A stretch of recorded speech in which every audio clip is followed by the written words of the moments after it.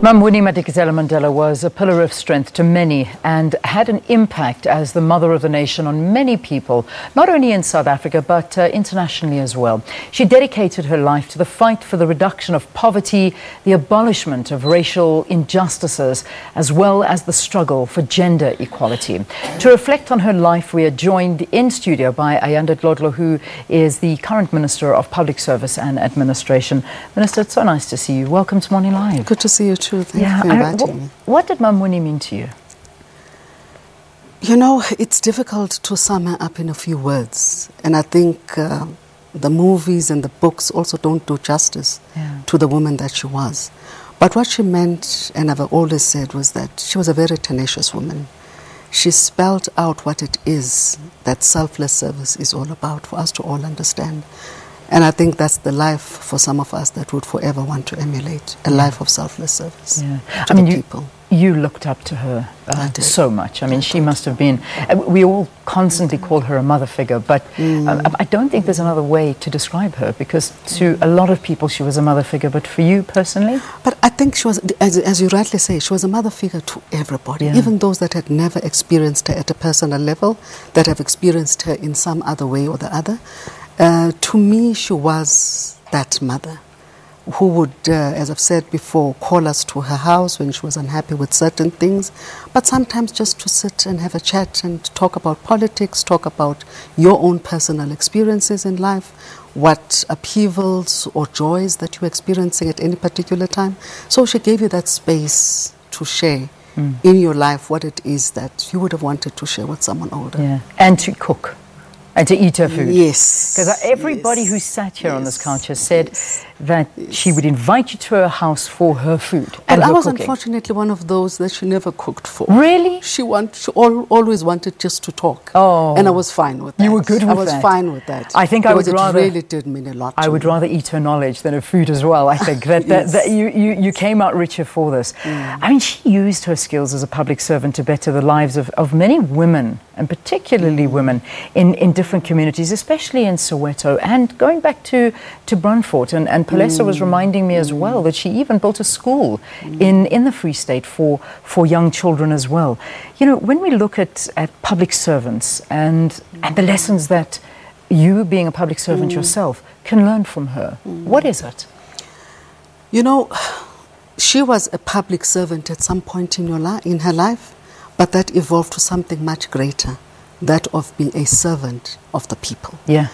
Because she started off as a social worker at Baragwanath, it was Baragwanath Hospital at the time. So she was literally part of the civil service. And there is no blemish in her story at that time, none at all, which means that she did the best that she could with the resources that were placed at her disposal and the time that she put into her work. She evolved over time really and became a servant, literally a servant of the people, where she would be everywhere that our people were. When there was strife in an area, Mum Winnie was the first or the second person to be there. When there was a bereavement somewhere, Mum Winnie would always be there.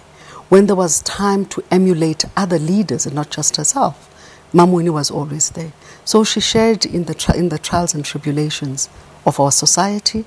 She shared in the joys when we celebrated December 16, which was MK Day, June 16, Youth Day, August 9, at a time where there were not public holidays. It was still during in our cause of struggle.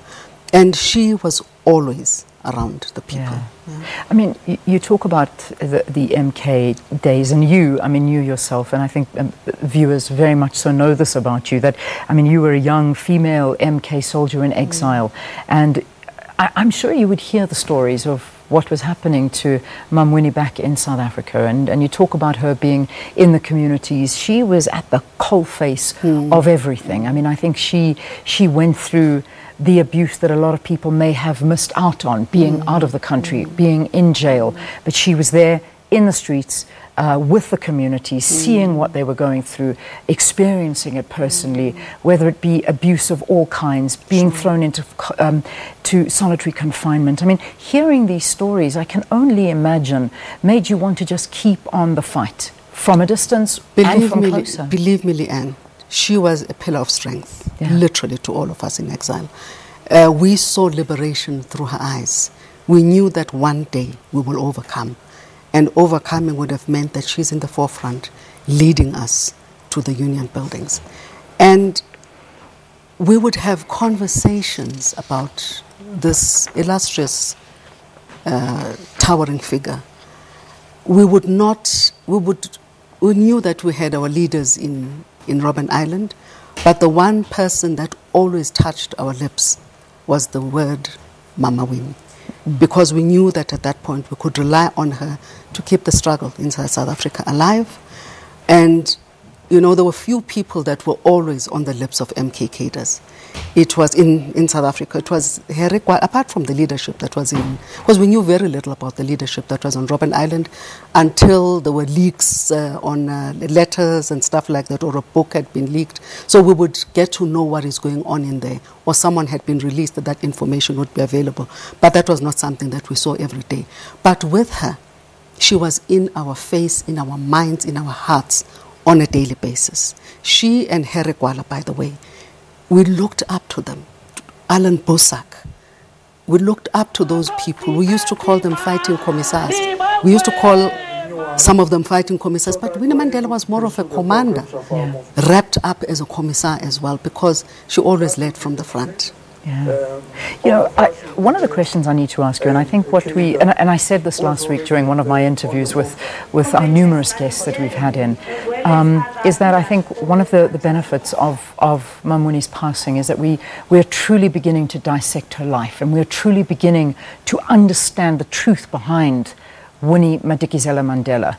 And there is so much more to her than meets the eye. And finally, her story is coming out and it's being told. Which leads me to your question. I mean, you being an MK soldier, going through what you went through, coming back to South Africa. And one thing that Mam Winnie didn't make a secret, it was very hard for her to reconcile. And very hard for her to forgive.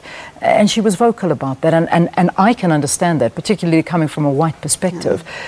But maybe from your mouth, what was it like? I mean, what is it like for you still? Do you feel that reconciliation? Do you feel that there are still so many open wounds that have never, ever been allowed to heal? I hope at some point Leanne will be able to heal these wounds, because the story of Winnie Mandela has brought those wounds to the fore once more. Simply because everybody now is talking about this wonderful woman. I mean, save for a few scoundrels. Everybody is talking about this wonderful woman, this woman that meant a lot to the South African body politic, this woman who meant a lot to us at grassroots level. A story that should have been told in her time when she lived. I agree. Because she was one woman who lived with a lot of pain, with a lot of anger. But at the same time, she was willing to extend a hand of friendship and warmth. But we still continue to judge her, and to judge her very harshly. And I saw one video a few days ago where she was actually thanking someone for honoring her in her time, and she was saying that, I just hope that we would do this to people when they're still alive and tell them what and how much they meant to a community, or they meant to society at large. And she never demanded to be treated in a particular way. But if you read the preamble of the Constitution, that preamble should tell us all how to treat those who are suffered for the injustices of our past. Because we do not give enough credence to the pain, the humiliation, the degradation, and the continued bitterness that some of us still harbor today. We mask it in so many ways because we all want to move forward. We mask it in so many ways because we want better for our society. But if we were to project what we feel inside and still harbor inside, South Africa would not be a beautiful place. And that's why when we talk about the land question and all these nasty things resurface, you want to refer people back to the preamble of the Constitution. Because at some point we need to be saying, this myth of a rainbow nation does not exist. We're still looking for unity. We're still looking for reconciliation. But how do you reconcile with a people or a section of society that still holds you in very low esteem, that treats you with disdain, that does not look into the pain that you still suffer today? Because 1994 didn't stop the pain. No. Actually, a few years ago, we still buried people that had died in the 80s. There are still people who are lying all over the country and in far-flung lands that we still have not buried or even found, for that matter. So how are we expected to be different from what Mama Winnie was? On that note, unfortunately, I have to leave it because it takes a lot more to speak about something like this. But I appreciate you coming in, your views, and I think so does South Africa. Our Minister of Public Service and Administration, Ayanda Dlodlo, talking to us about her personal views of the passing of the mother of our nation. Remember that her memorial, official memorial, is happening on Wednesday, and then, of course, the burial takes place on Saturday. Do stay tuned.